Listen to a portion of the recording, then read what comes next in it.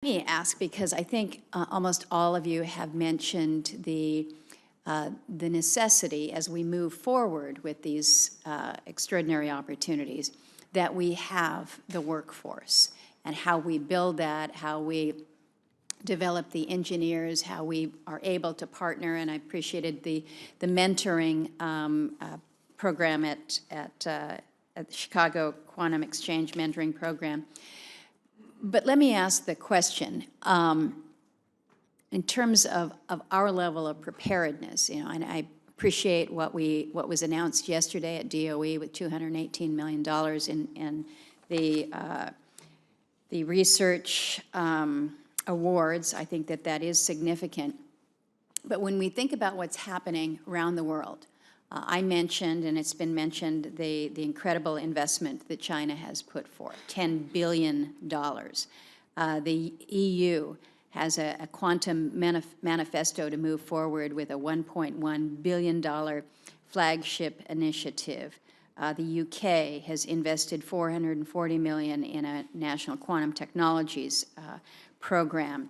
There's Australia, there are other nations, Netherlands.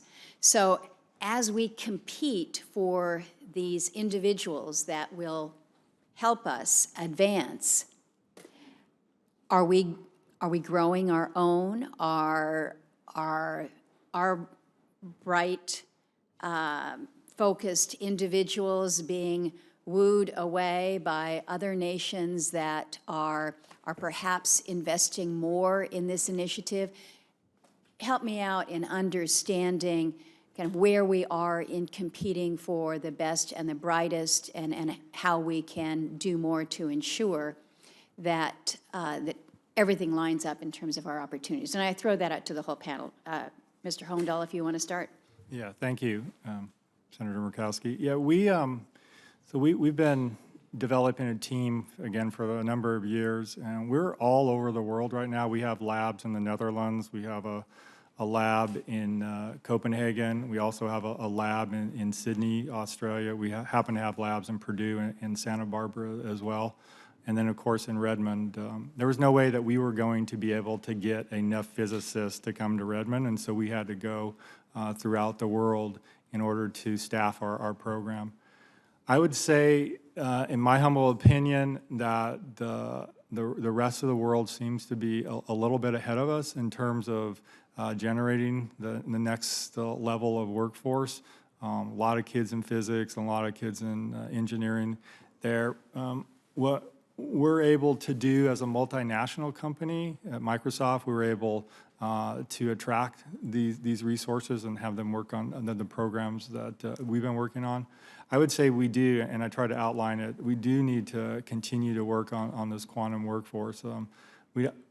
We don't have enough people coming from our universities yet, and there are not a lot of great schools, in my opinion, that are pumping out the type of people that we're going to need for this quantum economy, because it's going to be big, and you're going to need people to build the machines, you're going to need people to fabricate the machines, you're going to need people to engineer the machines, people to program the machines, and just a whole list of different opportunities out there. And the more that we can get the universities built up, the more that we can go down into the high schools and develop programs, the more that we can do on-the-job training, the better opportunity we'll have to do it in the United States.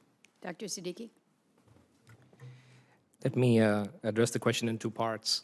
The first one is about our colleagues, right, in other countries and their investment in this particular subject. I think the good news for us is that I still get hundreds of applications for graduate students and postdocs that want to work with us, right? So we must be doing something right, right? So in particular, we focus, right, in our academic system on creative ideas and developing that talent. So we are raising the plants properly.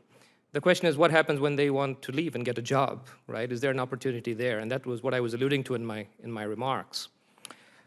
What I have seen amongst graduate students is, first of all, they're much smarter than I am and I have ever been, right? So they're the real reason we do any successful work in the lab.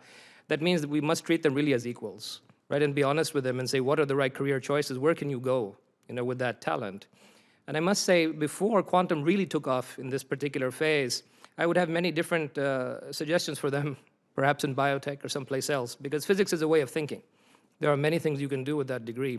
But I think it's very exciting to now have this endeavor take off. And I think the critical part will be to not only train these folks, but also give them a way, honestly, that they can actually contribute positively to the ecosystem. And they're very smart people. They know where to go and how to work with their careers. So in fact, they are at some level a commodity, but at some level human beings. So it's critical to make sure that there's honesty in the endeavor, and there are things that they can be productive in as they go forward. Appreciate that. Dr. Guha, and then we'll go to Secretary DeBar. Just a couple of quick comments. First of all, yes, I think we are noticing over the past some years that there's increased recruitment of bright students who are being given a lot of facilities and resources and being hired in other countries. But I think that is fine. I mean, that is the way, the research world is progressing. As long as we are also able to recruit them from outside and back into here, I think it's fair game. In terms of the workforce, there is a need for a quantum-trained workforce, essentially engineers who know how to do quantum mechanics.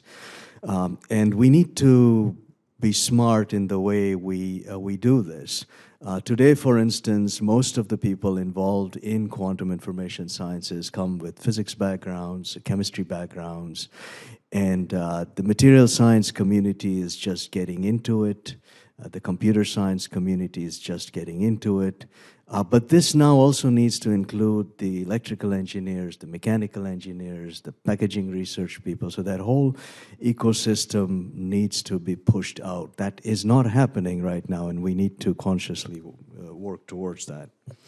And finally, I will say that the coupling between the educational establishment and the national laboratory system and industry, in my experience, is probably the strongest in the United States, still today. And the US is still in a leadership position, particularly in quantum information sciences.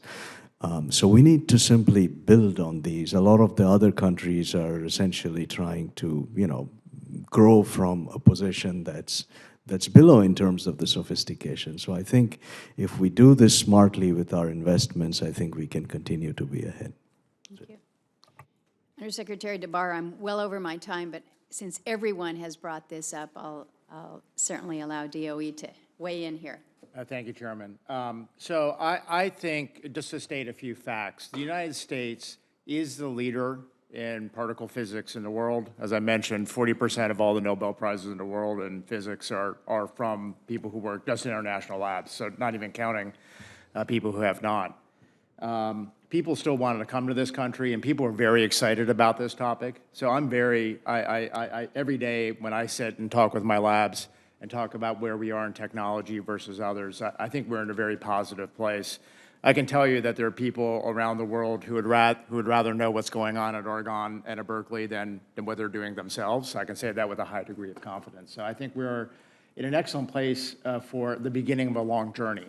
When it comes to workforce, I can say that having toured a lot of the major universities, MIT, Caltech, and Stanford, and Chicago, over the course of this last year, there's a tremendous rush of interest of students. And so the point is how do we build upon some of the points that was just discussed, which is how do we provide support for research, and how do we provide connections with the private sector. I am very positive about that interconnection. Yesterday was a good additional step forward. The dynamic interaction between universities, the national labs, and the private sector in this is unparalleled in this country. So what can we do more? We could do more by, I think, some of the things that are being proposed by the bill, in part led by the National Science Foundation, where they're specifically looking at rolling out some workforce development. So that's part of the bill, and we very much support that. And then as our role as part of this is continuing to fund the research. Actually, we go hire PIs, and at the end of the day, they go hire a number of students to support them. So there's a seed money, to use a venture capital term, effect that we cause for the rest of the sector. Thank you.